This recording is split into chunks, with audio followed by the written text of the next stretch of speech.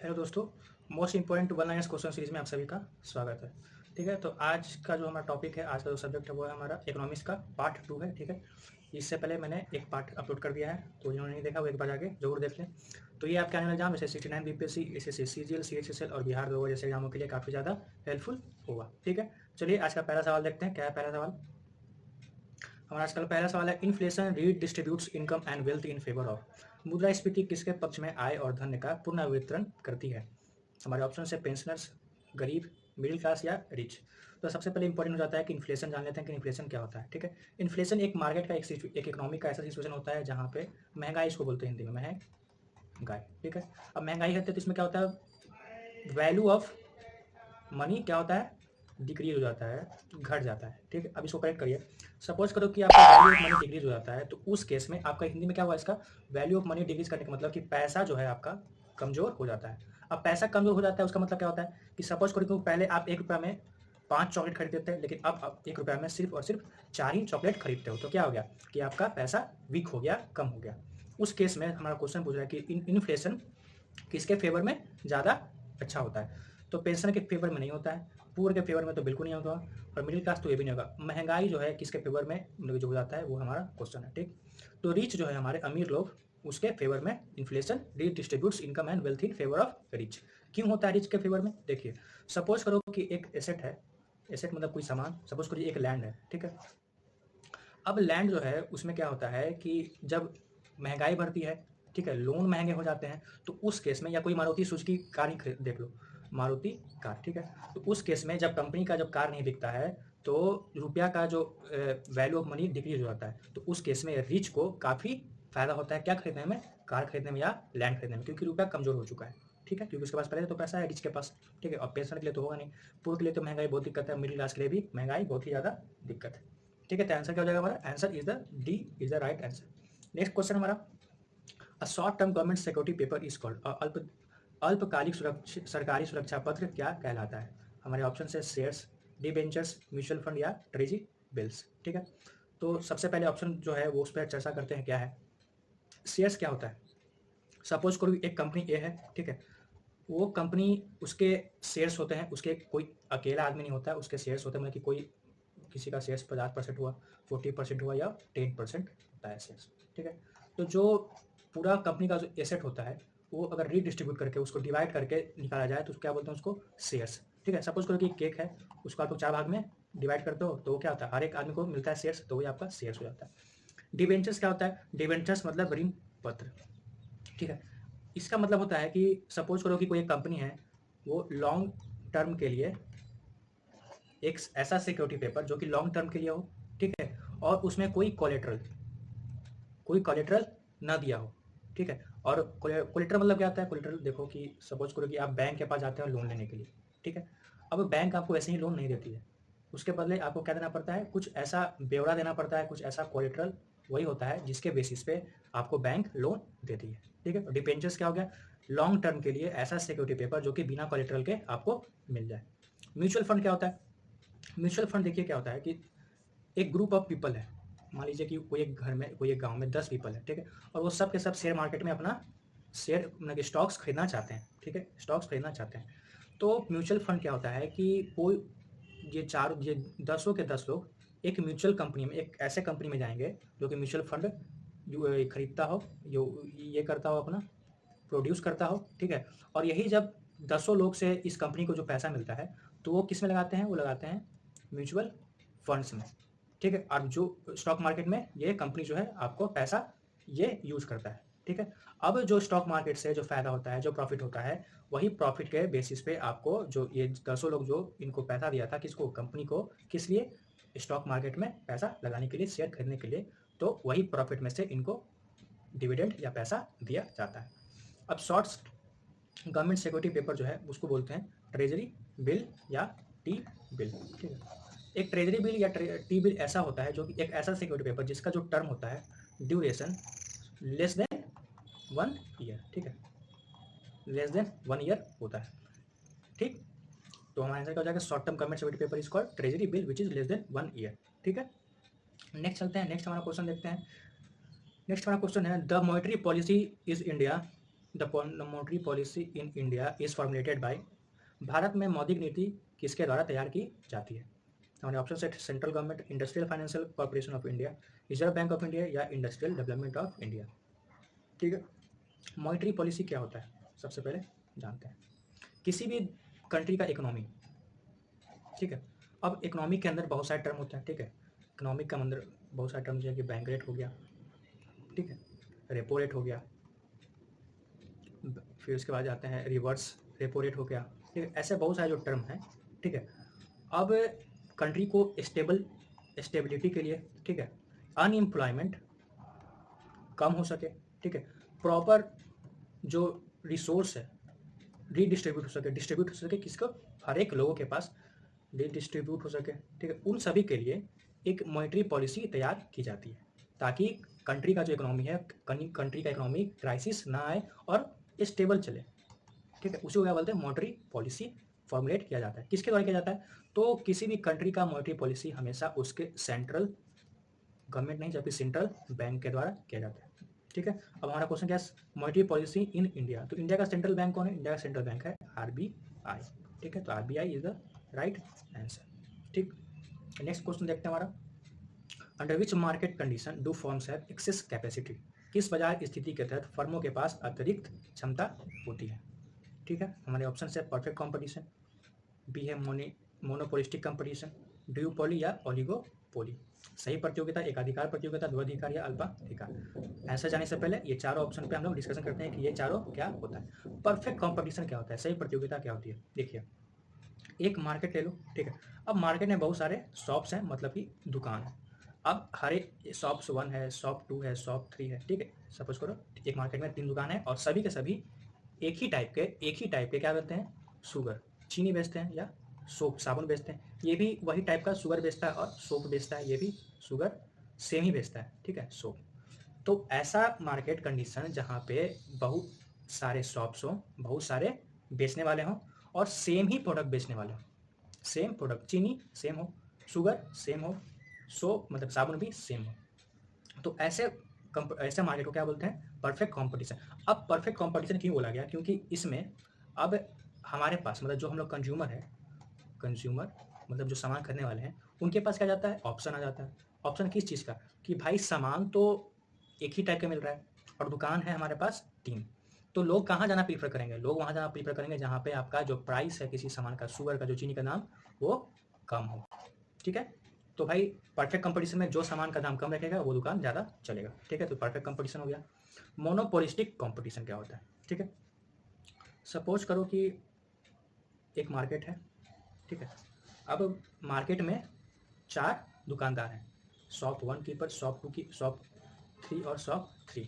ठीक है, अब ये क्या होता है कि चारों शॉपकीपर्स सामान एक ही बेच रहे होते हैं। ठीक है, मान लो कि अगर कोई तेल है, कोई ऑयल है, सामान बेच रहे होते हैं कोई एक ही, रिफाइंड ऑयल ले लो। ठीक है, रिफाइंड ऑयल है तो सामान एक ही बेच रहे होते हैं, लेकिन उसमें क्या होता है कि ब्रांड अलग अलग हो जाता है। ठीक है, क्या होता है, ब्रांड डिफरेंट हो जाता है।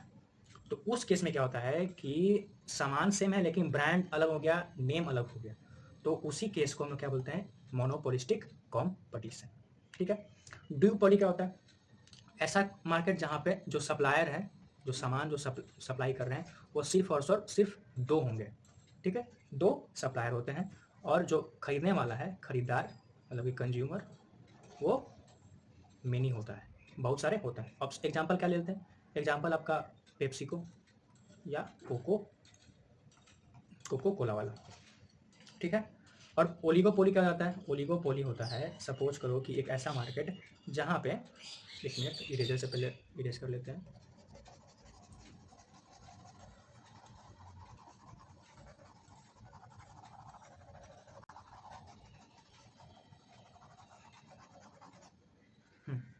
ओलिगोपोली क्या होता है, एक ऐसा मार्केट का कंडीशन जहाँ पे जो सप्लायर हैं, सप्लायर 2 से ज़्यादा हो और वो क्या करते हैं कि कोई भी एक प्रोडक्ट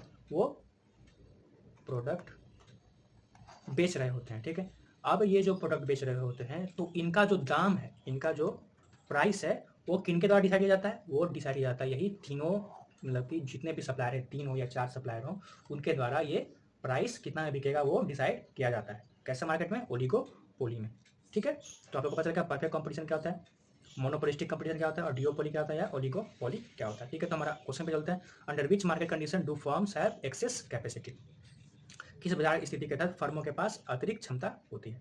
ये चारों पर डिस्कशन करने के बाद हम लोग का निष्कर्ष क्या निकलता है कि जो मोनोपोलिस्टिक कंपटीशन है, जहाँ पे आपके पास सेलर बहुत सारे हों और सेलर के पास सामान एक ही हो लेकिन ब्रांड्स अलग अलग हो, ठीक है, तो उस पर हमारा एक्सेस कैपेसिटी होता है। तो B is the right answer. Next question है हमारा, price theory is also known as, मूल्य सिद्धांत को किस रूप में भी जाना जाता है। हमारे ऑप्शन है macro economics, development economics, public economics या माइक्रो इकोनॉमिक्स। ठीक है, ऐसा जाने से पहले डिस्कशन करते हैं ऑप्शन पे कि मैक्रो इकोनॉमिक्स क्या होता है, डेवलपमेंट इकोनॉमिक्स क्या होता है, पब्लिक इकोनॉमिक्स क्या होता है और माइक्रो इकोनॉमिक्स क्या होता है। ठीक है, माइक्रो इकोनॉमिक्स क्या होता है, एक सा इकोनॉमिक्स जो कि एक बड़े पैमाने पे उसका जो ब्यौरा हो वो निकलता है। ठीक है, मतलब कि नेशनल लेवल पे उसका एक ब्यौरा निकले, उसको रेगुलेट किया जाए। तो उसमें क्या जाता है, जीडीपी आ जाता है, ठीक है, एनएनपी आता है, ठीक है, और मॉनेटरी पॉलिसी आता है। ऐसा मतलब कि आपको पूरा कंट्री का वो उसमें कवर कर ले, तो क्या बोलते हैं मैक्रो इकोनॉमिक्स। डेवलपमेंट इकोनॉमिक्स क्या होता है भाई, डेवलपमेंट इकोनॉमिक्स ऐसा होता है कि ये आपका रिलेट क्या करता है, related with developing countries, developing countries. ठीक है, हम लोग के पास क्या आता है, डेवलप्ड कंट्री होता है और एक डेवलपिंग कंट्रीज होता है, विकासशील देश। तो ऐसा इकोनॉमिक्स ऐसा अर्थ था जो कि डेवलपिंग कंट्री से एसोसिएट करे, डील करे किसके बारे में, अनएम्प्लॉयमेंट के बारे में, ठीक है, प्रॉपर रिसोर्स डिस्ट्रीब्यूशन के बारे में, ठीक है, फिजिकल पॉलिसी के बारे में। ठीक, तो डेवलपिंग कंट्री से जो इकोनॉमिक्स रिलेट करे उसको क्या बोलते हैं, डेवलपमेंट इकोनॉमिक्स। पब्लिक इकोनॉमिक्स क्या होता है, पब्लिक इकोनॉमिक्स जो होता है कि सपोज करो गवर्नमेंट, ठीक है, गवर्नमेंट ऑफ इंडिया, ठीक है, अब गवर्नमेंट ऑफ इंडिया के अंदर बहुत सारे पब्लिक सेक्टर कंपनी आते हैं, पीएसयूज आते हैं। अब पीएसयूज का क्या आता है, रेवेन्यू आता है और इसका क्या होता है, एक्सपेंडिचर। ठीक है, आय भी होता है और इसका खर्च भी होता है। तो पब्लिक इकोनॉमिक्स क्या डिसाइड क्या होता है उसके अंदर कि किसी भी गवर्नमेंट ओन्ड कंपनीज के रेवेन्यू और एक्सपेंडिचर के बारे में जो डिस्कस करे, जो ब्यौरा दे, उसको क्या बोलते हैं, पब्लिक इकोनॉमिक्स। माइक्रो इकोनॉमिक्स क्या होता है, एक छोटे पैमाने पे, ठीक है, मतलब कि हम लोग क्या है, एक मतलब कि कंज्यूमर्स हो गया, किसी भी गुड्स एंड सर्विसेज के क्या प्रोडक्शन, रीडिस्ट्रीब्यूशन,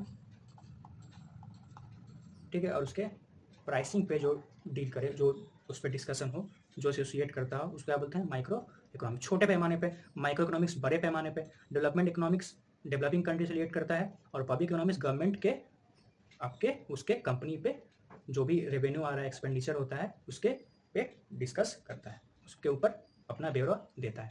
तो हमारा क्या है, price theory is also known as. तो प्राइस थ्योरी हमारा क्या होता है, वो मूल सिद्धांत माइक्रो इकोनॉमिक्स को बोलते हैं। प्राइस थ्योरी किसके द्वारा दिया गया, वो दिया गया हमारे एडम स्मिथ के द्वारा। ठीक है, चलिए नेक्स्ट चलते हैं। नेक्स्ट क्वेश्चन है, the exchange of commodities between two countries is referred as. दो देशों के बीच वस्तुओं के आदान प्रदान को क्या कहा जाता है। ठीक है, हमारे ऑप्शन है balance of trade, bilateral trade, volume of trade या मल्टीलेटरल ट्रेड। ठीक है, सपोज करो कि कंट्री ए है, कंट्री बी है। हम लोग जानते हैं कि कंट्री बी से भी सामान जो भी है एक्सपोर्ट होता है, ए से कंट्री बी इंपोर्ट करता है। ठीक है, तो एक्सचेंज ऑफ कमोडिटीज जो है, जो वस्तु का आदान प्रदान है, उसको क्या बोलते हैं, उसको बोलते हैं बाईलेटरल ट्रेड, मतलब द्विपक्षीय व्यापार। आप लोग आए दिन न्यूज़ में सुनते हैं कि मेमोरेंडम ऑफ अंडरस्टैंडिंग या बाईलेटरल ट्रेड साइन किया गया इंडिया और यूएन के बीच में, इंडिया यूएसए के बीच में। तो क्या होता है, बैलेंस ऑफ ये bilateral trade. Balance of trade क्या होता है, ठीक है, बैलेंस ऑफ ट्रेड होता है सपोज कोई कंट्री कितना एक्सपोर्ट कर रहा है और कितना इंपोर्ट कर रहा है। तो इसमें क्या होता है, एक पॉजिटिव बैलेंस ऑफ ट्रेड होता है और एक, ठीक है, और एक नेगेटिव होता है। तो ज़्यादा अगर आप एक्सपोर्ट कर रहे हो तो आपका पॉजिटिव बैलेंस ऑफ ये मतलब कि बैलेंस ऑफ ट्रेड ज़्यादा अच्छा होगा, और अगर इंपोर्ट ज़्यादा कर रहे हो एक्सपोर्ट के कंपेरिजन में तो वो नेगेटिव में जाता है। ठीक है, वॉल्यूम ऑफ ट्रेड क्या होता है कि क्वांटिटी, इसमें क्या जाता है, क्वांटिटी मात्रा, कोई दो कंट्री के बीच में कितने मात्रा में कोई सिक्योरिटीज मतलब कि जो सिक्योरिटीज कितना आदान प्रदान हो रहा है, कितना बेचा जा रहा है, कितना खरीदा जा रहा है। ठीक है, वो क्या होता है, वॉल्यूम ऑफ ट्रेड, कितना सामान खरीदा जा रहा है, कितना लिया जा रहा है। ठीक है, तो वो जाता है volume of trade. Multilateral trade क्या होता है कि दो से ज़्यादा कंट्री, मतलब कि कंट्री ए हो, कंट्री बी हो और कंट्री C1 C2 और C3, अब ये तीनों कंट्री आपस में ट्रेड करते हो और इसमें कोई भी एक स्पेशल आपको स्टेटस, स्पेशल फेवर स्टेटस नहीं दिया जाएगा। सपोज कि कंट्री बी से कोई सामान मंगा रहा है और कंट्री C1 जो है C3 से भी सामान मंगा रहा है, तो ऐसा नहीं कि C2 वाला आपको टैक्स इतना लगाएगा और C3 वाला टैक्स कम लगाएगा, ऐसा नहीं होता है। सब कुछ सेम होगा, ठीक है। सब कुछ पहले से डिसाइडेड होता है एक पेपर पे, ठीक है। तो मल्टीलैटरल नो फेवर, कोई भी फेवर स्पेशल नहीं किया जाता है, ठीक है। तो मैंने क्या होता है कम्युनिटीज बायलैटरल ट्रेड, हम लोग चारों पर डिस्कशन करा, ठीक है। नेक्स्ट चलते हैं, हमारा क्वेश्चन क्या है, the terms micro economics and macro economics but coined. Micro economics और मैक्रो इकोनॉमिक्स सब गढ़े गए थे किसके द्वारा, अल्फ्रेड मार्शल, रैगनर फ्रिस्क या जेम किन्स। जानने से पहले सारे ये जो इकोनॉमिस्ट है उनके ऊपर डिस्कशन क्या करते हैं, इनका कॉन्ट्रीब्यूशन देख लेते हैं। अल्फ्रेड मार्शल क्या थे, इंग्लिश इकोनॉमिस्ट, अंग्रेज इकोनॉमिस्ट हैं। रैगनर फ्रिस्क और जेम किन्स, ठीक है। रैगनर फ्रिस्क आपके नॉर्वेगियन, जेम किन्स क्या दिए, थ्योरी ऑफ मनी, ठीक है। रैगनर नर्स क्या देते हैं, वो देते हैं theory of vicious cycle of poverty, गरीबी के बारे में थ्योरी देते हैं, एक ऐसा साइकिल जो कि विशियस साइकिल ऑफ पॉवर्टी के बारे में बताते हैं। तो हमारा माइक्रो इकोनॉमिक्स और मैक्रो इकोनॉमिक्स किन के द्वारा पॉइंट किया गया, वो पॉइंट किया गया, किन के द्वारा गया, वो क्या गया, रैगनर फ्रिस्क के द्वारा, मतलब नॉर्वेगियन इकोनॉमिक्स कब किया गया, 1993 में, ठीक है। तो हमारा अल्फ्रेड मार्शल जो है ये क्या देते हैं, theory of supply and demand का कर्व, ठीक है। तो आंसर क्या जाता है हमारा Ragnar Frisch. J M Keynes theory of money देते हैं, रैगनर फ्रिस्क माइक्रो इकोनॉमिक्स और मैक्रो इकोनॉमिक्स टर्म पॉइंट करते हैं, Ragnar Nurkse theory of vicious cycle of poverty and Alfred Marshall English economic जो कि theory of supply and demand देते हैं, ठीक है। नेक्स्ट क्वेश्चन है, during periods of inflation tax rate should, मुद्रास्फीति की अवधि के दौरान करों की दरें होनी चाहिए। हमारे ऑप्शन से इंक्रीज, डिक्रीज, रिमेन कांस्टेंट या फ्लक्चुएट। अब इस पर थोड़ा सा डिस्कशन करते हैं। इन्फ्लेशन मतलब क्या होता है, महंगाई बढ़ गई। महंगाई बढ़ने से क्या होता है कि लोगों के पास जो पैसा होता है वो ज़्यादा हो जाता है, ठीक है। अब ज़्यादा होने की वजह से आपका ये जो महंगाई है उस केस में क्या होता है कि वैल्यू ऑफ मनी क्या होता है, वो डिक्रीज हो जाता है। डिक्रीज कैसे होता है कि सपोज करो कि आपके पास किसी लोग के पास सप्लाई और डिमांड का थ्योरी क्या होता है, क्या कहता है, वो कहता है कि किसी के पास बहुत ज़्यादा सप्लाई आता है, मतलब डिमांड मतलब सप्लाई ज़्यादा है तो उसका प्राइस डिक्रीज करेगा, ठीक है। तो सही, अगर मनी का ज़्यादा हो गया तो वैल्यू ऑफ मनी डिक्रीज करता है। तो उस केस में क्या होता है कि जो बैंक जो लोन देता है, उस केस में बैंक लोन आपका जो इंटरेस्ट रेट है वो आपको इंक्रीज कर देता है। क्यों करता है, क्योंकि लोन लोग ना लें। अब लोन नहीं लेंगे तो पैसा का जो फ्लो है मार्केट में वो क्या जाता है, कम हो जाता है। कम हो जाने की वजह से आपका जो ये जो है, जो लोगों के पास जो पैसा है वो डिक्रीज हो जाता है। उसी में आपका कंट्रोल होता है क्या, इन्फ्लेशन, महंगाई कंट्रोल किया जाता है, ठीक है। तो आंसर क्या हो जाएगा हमारा इंक्रीज, क्योंकि क्या पूछा है, टैक्स रेट्स क्या होना चाहिए, टैक्स रेट्स बैंक के द्वारा इंक्रीज हो जाता है ताकि लोन कम ले लो, ठीक। नेक्स्ट क्वेश्चन है, which is the biggest tax paying sector in India. Bharat में सबसे बड़ा भुगतान करने वाला क्षेत्र कौन सा है। हमारे option agriculture sector, industrial sector, transport sector या बैंकिंग सेक्टर। हमेशा इकोनॉमिक सर्वे आता है, आप लोग पढ़ते होंगे, तो उसमें क्या जाता है कि जो इंडस्ट्रियल सेक्टर है वो सबसे ज़्यादा आपको बिगेस्ट टैक्स पेइंग सेक्टर है इंडिया, ठीक है। तो answer is the B is the right answer, industrial sector. The purchase of shares and bonds of Indian companies by foreign institution investors is called. विदेशी संस्थागत निवेशकों द्वारा भारतीय कंपनियों के शेयर और बॉन्ड की खरीद को क्या कहा जाता है। हमारे ऑप्शन है foreign direct investment FDI, portfolio investment NI investment या फॉरेन इनडायरेक्ट इन्वेस्टमेंट, ठीक है। तो हमारा क्वेश्चन क्या कर रहा है कि जो इंडियन भारतीय कंपनी है, ठीक है, उसका भी शेयर्स होता है, उसका भी बॉन्ड्स होता है। तो सपोज करो कि कोई अमेरिका का इन्वेस्टर इंडिया का ये शेयर्स और मतलब कि सपोज करो कि टाटा का ये शेयर्स खरीदना चाहता हूँ, इंडिया कंपनी है टाटा, ठीक। तो इंडिया का शेयर, ये जो टाटा कंपनी का शेयर्स खरीदना चाहता है तो उसको क्या बोलते हैं, purchase of trades and bonds by foreign investor in American, उसको क्या बोलते हैं, उसको बोलते हैं हम लोग फॉरेन इनडायरेक्ट इन्वेस्टमेंट, विदेशी अप्रत्यक्ष निवेश। अब FDI क्या होता है, FDI नहीं होगा। FDI क्या होता है कि सपोज करो कि फॉरेन जो कंपनी है, फॉरेन कंपनी के द्वारा आपको इंडिजीनियस कंट्री में, अपने कंट्री में वो कोई एक क्या करता है, सेटअप करता है। सेटअप क्या करता है, कोई कंपनी हो गया ऐसा टाइप का कोई, अगर कुछ सेटअप करते हैं या कोई कॉलेज बना रहा हो, ठीक है, तो क्या बोलते हैं, फॉरेन डायरेक्ट इन्वेस्टमेंट, फॉरेन के द्वारा, बाहरी देशों के द्वारा हमारे देश में उसका इन्वेस्टमेंट होता है, ठीक है। तो हमारा आंसर क्या हो जाएगा, foreign indirect investment is the right answer. Next हमारा question, the study of population is known as, जनसंख्या के अध्ययन को किस रूप में जाना जाता है। हमारे ऑप्शन है डेमोग्राफी, क्लाइमेटोलॉजी, पेट्रोलॉजी या hydrology. Demography is right answer. Demography को क्या बोलते हैं, स्टडी ऑफ पॉपुलेशन। क्लाइमेटोलॉजी को क्या बोलते हैं, क्लाइमेट से स्टडी जो करता है वो क्लाइमेटोलॉजी। पेट्रोलॉजी क्या होता है, रॉक्स, ठीक है। हाइड्रोलॉजी ओशियंस, समुद्र, ठीक है। नेक्स्ट क्वेश्चन है, विच one of the following is an example of non economic good. निम्नलिखित में से कौन सा गैर आर्थिक भलाई के लिए एक उदाहरण है।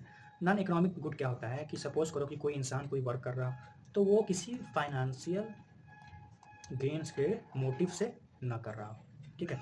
सपोज करो कि अगर कोई दुकानदार अगर कोई सामान बेच रहा है तो उसका मोटिव क्या है कि आपको वो आपसे पैसा लेगा, ठीक है, पैसा लेगा, तो उसका मोटिव क्या होता है, पैसा लेना। तो ऐसा कोई काम बताओ जो कि उसमें कोई फाइनेंशियल गेन का मोटिव ना हो। तो क्या है, doctor service, teacher service, mother service या बैंकर सर्विस। तुम्हारे घर में जो मम्मी काम करती है वो कोई भी फाइनेंशियल गेन के मोटिव से नहीं होता है, तो answer is the mother's service. Next है हमारा, which one of the following committee is associated with banking sector reforms in India. निम्नलिखित में से कौन सी समिति भारत में बैंकिंग क्षेत्र के सुधारों से हुई है, ठीक। हमारे ऑप्शन से एलसी गुप्ता, नरसिम्हन कमेटी, चक्रवर्ती कमेटी या केलकट कमेटी। चारों कमेटी पे डिस्कशन करते हैं। एलसी गुप्ता कमेटी कब आया, 1996। नरसिम्हम कमेटी कब आया, 1991। चक्रवर्ती कमेटी कब आया, 1982, ठीक है। केलकर कमेटी कब आया, 2015। एलसी गुप्ता कमेटी किससे रिलेटेड है, वो है आपका डेरिवेटिव से।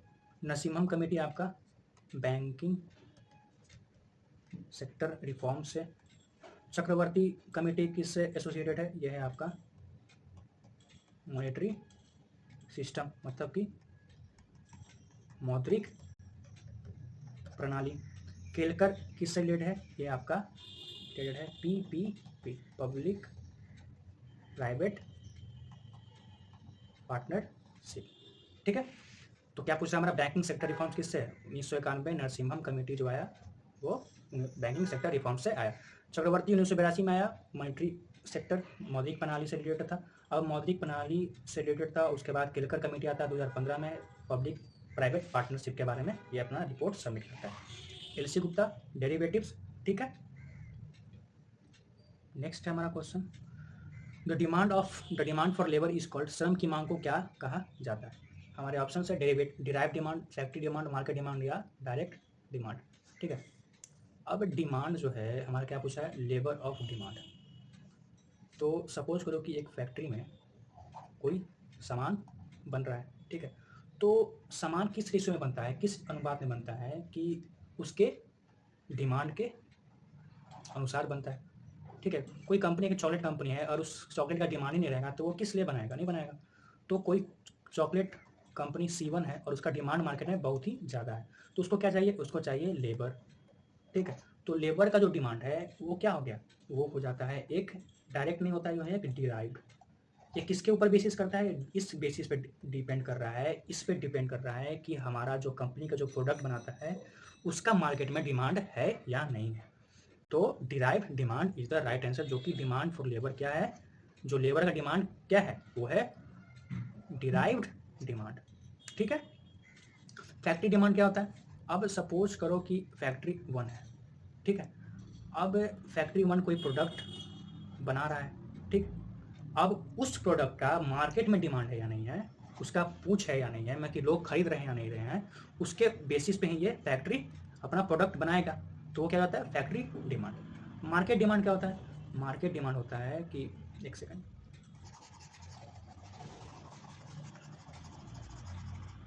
देखो, मार्केट में शॉपकीपर्स 1, शॉपकीपर्स 2, शॉपकीपर 3, ठीक। अब शॉपकीपर्स 1 कोई प्रोडक्ट 1 बेच रहा है, प्रोडक्ट 2 बेच रहा है, शॉपकीपर प्रोडक्ट P-1 P-2 बेच रहा है, शॉपकीपर 3 P-1 P-1 और P-2 सामान बेच रहा है, ठीक है। अब मार्केट डिमांड क्या होता है कि यहाँ पर हम लोग मार्केट में जाते हैं, कंज्यूमर, हम लोग जाते हैं कंज्यूमर जो कि उपभोक्ता। अब हमारे पास ऑप्शन है, हम शॉप 1 में भी जाते हैं, शॉप 2 में भी जा सकते हैं, शॉप 3 में भी जा सकते हैं। तो ये जो कंज्यूमर का जो डिमांड होगा, इसका जो चाहत होगा, ये किसी पे भी जाके अटक सकता है। शॉपकीपर 1 के प्रोडक्ट 1 पे भी अटक सकता है या शॉपकीपर 3 के प्रोडक्ट P-2 पे भी जाके उसका मन जम सकता है। ठीक है, तो इस डिमांड को, ये जो डिमांड है आपका, तो इसी डिमांड के बेसिस पे ये जो मार्केट पे जो प्रोडक्ट ला रहा है, कौन ला रहा है? शॉपकीपर्स ला रहे हैं, उसी को बोलते हैं मार्केट डिमांड। डायरेक्ट डिमांड क्या हो गया? डायरेक्ट डिमांड हो गया कि ऐसा प्रोडक्ट कि उसको किसी और चीज़ से फ़र्क ना पड़ता हो। तो डायरेक्ट डिमांड का एक मिल्क है, ठीक है, मिल्क हो गया, शुगर हो गया, नहीं सपोज करो कि मिल्क हो गया एक, और सीमेंट हो गया, ठीक है। तो मिल्क, अगर कोई बच्चा है तो उसको मिल्क चाहिए, चाहे दाम बढ़ो या घटे हो या कोई और सब्स्टिट्यूट आ जाए मार्केट में, लेकिन उसको मिल्क चाहिए, ठीक है। तो वो क्या कहता है? एक ऐसा डिमांड जो कि सीधे डायरेक्ट हो, वो दूसरे के चीज़ से affect not affected by another product, ठीक है। तो उसको क्या बोलते हैं? Direct demand. तो लेबर डिमांड कैंसर क्या जाता है हमारा? Derived demand is the right answer, ठीक है। नेक्स्ट का question, which of the following is the regulator of the credit rating agency in India? निम्नलिखित में से कौन सा भारत में क्रेडिट रेटिंग एजेंसियों का नियामक है? हमारे ऑप्शन से आरबीआई, एसबीआई, सिडबी या सेबी। अब सबसे पहले जानते हैं कि क्रेडिट रेटिंग एजेंसी होता क्या है, ठीक है दोस्तों। क्रेडिट रेटिंग एजेंसी में होता है कि सपोज करो कि आप एग्ज़ाम दे रहे हो, ठीक है, आप उसको, आपको क्या मिलता है? रिजल्ट आता है एग्ज़ाम में, तो रिजल्ट में आपको मार्क्स मिलते हैं। अब मार्क्स के बेसिस पे ही कोई आपको बता सकता है कि आप टॉपर हो या आप मीडियोकर हो या फिर आप फेलियर हो। तो मार्कशीट आपको क्या देता है? वो देता है आपको एक तरह का नंबर, ठीक है। तो उसी तरह जो क्रेडिट रेटिंग एजेंसी है, जो है आपको किसी कंपनी को शेयर, जो कंपनी आपको शेयर मार्केट में पैसा लगाता हो, ठीक है, तो उसको ये आपको क्या देता है? क्रेडिट रेटिंग देता है, नंबर देता है। किससे देता है? कि जो ही इन्वेस्टर हो, इन्वेस्टर, अगर सपोज करो कि आप किसी म्यूचुअल फंड को खरीद रहे हो, तो आप ऐसे में जाओगे कि जहाँ पे आपको रिटर्न ज़्यादा मिले। तब रिटर्न ज़्यादा मिले तो कोई भी आम नागरिक कोई जाएगा तो सबसे पहले देखा है कि भाई इस कंपनी का अच्छा है या नहीं है, अच्छा रिटर्न देता है कि नहीं देता है। जैसे कि हम लोग बाइक खरीदने जाते हैं तो देखते हैं ना कि इस गाड़ी का माइलेज इतना आता है, उस गाड़ी का माइलेज इतना है, तो मेरे को माइलेज ये अच्छा पड़ेगा तो हम ये वाला बाइक खरीदेंगे। उसी तरह ये क्रेडिट रेटिंग एजेंसी हो, क्रेडिट रेटिंग एजेंसी हर एक कंपनी को एक मार्क्स स्कोर करता है, जिसके बेसिस पे ये जो इन्वेस्टर है अपना पैसा लगाते हैं। तो क्वेश्चन है कि ये जो क्रेडिट रेटिंग एजेंसी का रेगुलेटर कौन है, नियामक कौन है? तो वो है हमारा सेबी। शेयर मार्केट जहाँ आया वो सेबी आंसर हो जाता है, ठीक है। नेक्स्ट चलते हैं हमारा, आरआरबीज आर ओन्ड, आरआरबी के स्वामित्व में है, किसके स्वामित्व में है? सेंट्रल गवर्नमेंट का है, स्टेट गवर्नमेंट में, स्पॉन्सर बैंक है, या jointly by all of the above, ठीक है। तो आरआरबी मतलब ये जो है आपका सेंट्रल गवर्नमेंट का 50% शेयर, स्टेट गवर्नमेंट का 15%, ठीक है, सॉरी 35%, और स्पॉन्सर बैंक का 15%, ठीक है। तो ये क्या होता है? 100%। तो ये ज्वाइंटली अबव ऑल, आरआरबी किसके द्वारा ओन किया जाता है? ये तीनों के द्वारा ओन किया जाता है, ठीक है। नेक्स्ट चलते हैं, नेक्स्ट हमारा question, the second 5 year plan led more stress upon, द्वितीय पंचवर्षीय योजना इस बात पर अधिक बल दिया गया, एग्रीकल्चर, इंडस्ट्रियलाइजेशन, रिमूविंग पॉवर्टी या self reliance. Second 5 year plan कब से आया? 1956 से 1961, 1956 से 1961, ठीक है। किसके मॉडल पे? महानो लोबिस मॉडल पे ये आता है, ठीक है। और सबसे ज़्यादा स्ट्रेस किस पे जाता है? ये जाता है इंडस्ट्रियलाइजेशन, औद्योगिकीकरण पे इसका स्ट्रेस ज़्यादा होता है। सेल्फ रिलायंस कब आता है? सेल्फ रिलायंस आपका आता है 4th ईयर प्लान में इसका बात चर्चा होती है। 4th ईयर प्लान कब आता है? 1969 से 1974, ठीक है। तो हमारा आंसर क्या जाता है? इंडस्ट्रियलाइजेशन, जो कि सेकंड 5 ईयर प्लान पे led more stress on industrialisation, जो कि महालनोबिस मॉडल, और 1956 से 1961 पे इसका कार्यकाल होता है। नेक्स्ट है, the first attempt to initiate economic planning in India was made by, Bharat में आर्थिक नियोजन शुरू करने का पहला प्रयास किसके द्वारा किया गया था? हमने ऑप्शन से बलवंत राय मेहता, वल्लभ भाई पटेल, एम विश्वेश्वरैया या जवाहरलाल नेहरू, ठीक है। बलवंत राय मेहता कमेटी बना था 1957 में, किसके लिए ये बना था? सीडीपी के एग्जामिन करने के लिए, to examine CDP, community development programme. First सबसे पहले इकोनॉमिक प्लानिंग जो लाया गया, इसका जो फर्स्ट अटेम्प्ट इसके द्वारा एम विश्वेश्वरैया के द्वारा, जो कि 1934 में, इसलिए सबसे पहले planning, economic planning India was made by M Visvesvaraya, ठीक है। तो एम विश्वेश्वरैया के द्वारा सबसे पहले भारत में आर्थिक नियोजन शुरू करने की पहल की गई, ठीक है। तो दोस्तों आज के लिए इकोनॉमिक्स का ये जो था, इकोनॉमिक्स का पार्ट 2 था, इतना ही क्वेश्चन है यार, ठीक है। तो वीडियो अच्छा लग रहा हो तो यार प्लीज़ लाइक करो, सब्सक्राइब करो और शेयर करो यार, ठीक है, सब्सक्राइब कर देना यार, ठीक है। और नेक्स्ट वीडियो आपको आज कौन है, थर्सडे है, तो नेक्स्ट वीडियो कब आएगा, सैटरडे को आएगा, ठीक है। और जिन्होंने मुझे इंस्टाग्राम पे फॉलो नहीं करा है, इंस्टाग्राम पे भी फॉलो कर लेना, लिंक जो है मैं डिस्क्रिप्शन में दिया रहता हूँ हर एक वीडियो के नीचे, ठीक है। तो मिलते हैं नेक्स्ट क्लास में, टिल देन थैंक यू और यार, बाय। और